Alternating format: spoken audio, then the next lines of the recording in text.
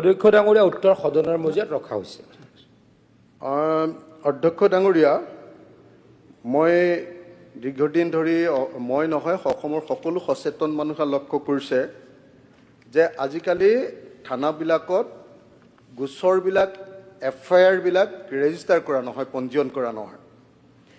বোধহয় আমাৰ অতি ভাল চৰকাৰখনে তেওঁলোকৰ নামটো যাতে নেশ্যনেল ক্ৰাইম ব্যুৰ ৰিপৰ্টত যাতে অপৰাধ অসমত কম হয় সেই বস্তুটো দেখুৱাবলৈ এইটো কৰি আহিছে। এতিয়া মোৰ ছাপ্লিমেণ্টাৰী প্ৰশ্নটো হ'ল, ইয়াত মই যিবিলাক প্ৰশ্ন সুধিছিলোঁ সেই প্ৰশ্নবিলাকৰ একেবাৰে সাধাৰণ উত্তৰ দিছে আৰু ফালৰি কাটি গৈছে। মোৰ প্ৰথম ছাপ্লিমেণ্টাৰীটো হ'ল যে 1 জুলাই 2024 পৰা 30 জুন 2026 অসমৰ সকলো থানাত বছৰি কিমানকৈ GD এণ্ট্ৰি কৰা হৈছিল, GD এণ্ট্ৰি কৰাৰ পাছত প্ৰিলিমিনাৰী এনকুৱাৰী কিমান গোচৰত কৰা হ'ল, এই GD এণ্ট্ৰি আৰু প্ৰিলিমিনাৰী এণ্ট্ৰিৰ পৰা কিমান FIR ৰেজিষ্টাৰ কৰা হ'ল, মেডিকেল কৰোৱা কিমান হ'ল, MLC বুলি যাক কয় মেডিকেল কৰোৱা কিমান হ'ল, আৰু মেডিকেল কিমান মানুহক কৰিলে আৰু কিমান মানুহক মেডিকেল কৰোৱাৰ পাছত FIR ৰুজু কৰিলে আৰু কিমানক নকৰিলে। এইটো লাগে। GD এণ্ট্ৰি আৰু FIR বছৰিকীয়া পাৰ্থক্য। 2024 চনত GD এণ্ট্ৰি টোটেল কিমান হৈছিলে, FIR কিমান হ'ল টোটেল, 25ত কিমান হৈছিলে GD এণ্ট্ৰি, FIR কিমান হ'ল, 26ত GD এণ্ট্ৰি কিমান হৈছিলে, FIR কিমান হ'ল, মেডিকেল কিমান হৈছিলে, FIR তাৰ পৰা কিমান হৈ গ'ল, এই প্ৰশ্নটোৰ উত্তৰ, আৰু প্ৰিলিমিনাৰী এনকুৱাৰী কিমান হৈছিলে, FIR তাৰ পৰা কিমান ৰেজিষ্টাৰ কৰিলে, কিয়নো এনেকৈ FIR বিলাক ৰেজিষ্টাৰ নকৰে, কি কাৰণত?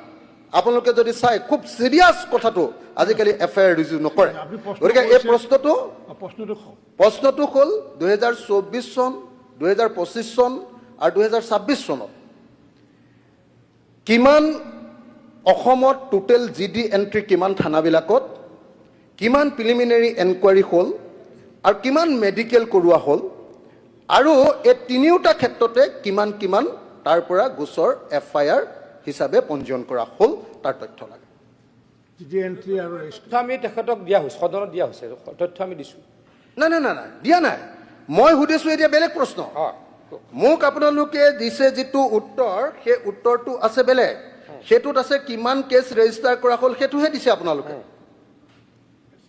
আপোনালোকে মোক GD এণ্ট্ৰিটো দিয়া নাই। মই এতিয়া ছাপ্লিমেণ্টাৰী কুৱেশ্যনটো মই GD এণ্ট্ৰিৰ পৰিমাণটো বিচৰাও নাছিলোঁ।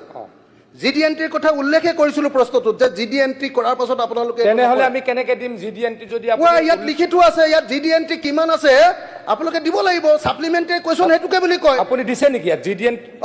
ছাপ্লিমেণ্টাৰী কুৱেশ্যন তাকে কয়। অধ্যক্ষ ডাঙৰীয়া, যিটো প্ৰশ্ন ইয়াত দিয়া নাই আপোনালোকে এইটো সাজু হৈ আহিব লাগিব। মই ইয়াত ডাইৰেক্ট সুধিছিলোঁ, এইটো ছাৰ মোৰ প্ৰশ্নটো সুধি লওক। ছাৰ মোৰ প্ৰশ্নটো মই যি বুলি প্ৰশ্নটো কৰিছিলোঁ, চলিত 2026 চৰকাৰে অসমত অপৰাধৰ হাৰ 28% হ্ৰাস পাইছে বুলি চৰকাৰী দাবী কৰিছে। সেই পৰিসংখ্যা প্ৰস্তুত কৰোঁতে কেৱল নিয়মীয়া এজাহাৰ FIR সমূহকে গণনা কৰা হৈছে নে থানাসমূহত পঞ্জীয়ন হোৱা প্ৰতিটো GD এণ্ট্ৰি, ছাৰ শুনি লওক, প্ৰতিটো GD এণ্ট্ৰি আৰু NC গোচৰ সংখ্যাকো ইয়াত অন্তৰ্ভুক্ত কৰা হৈছে? ঠিক আছে, মই ডাইৰেক্ট প্ৰশ্নটো সুধিছোঁ, এতিয়া মোক সংখ্যাটো দিব লাগে। ছাৰ তেখেতে উত্তৰটো দিব লাগিব। সংখ্যাটোৰ কথা তেখেতে কোৱাই নাই। ছাৰ উত্তৰটো দিব লাগিব। মই দি আছোঁ ছাৰ, সংখ্যাটোৰ কথা কোৱাই নাই। আজি পলাব নোৱাৰে আপুনি, কথাটো উত্তৰটো দিব লাগিব। ছাৰ মই উত্তৰ দিব দিয়ক, ৰ'ব না, আপুনিহে পলাই ছাৰ মোক ক'ব দিয়ক, ছাৰ মোক ক'ব দিয়ক, মই কৈ দিওঁ। ঠিক আছে কওক ছাৰ। আজি অসমৰ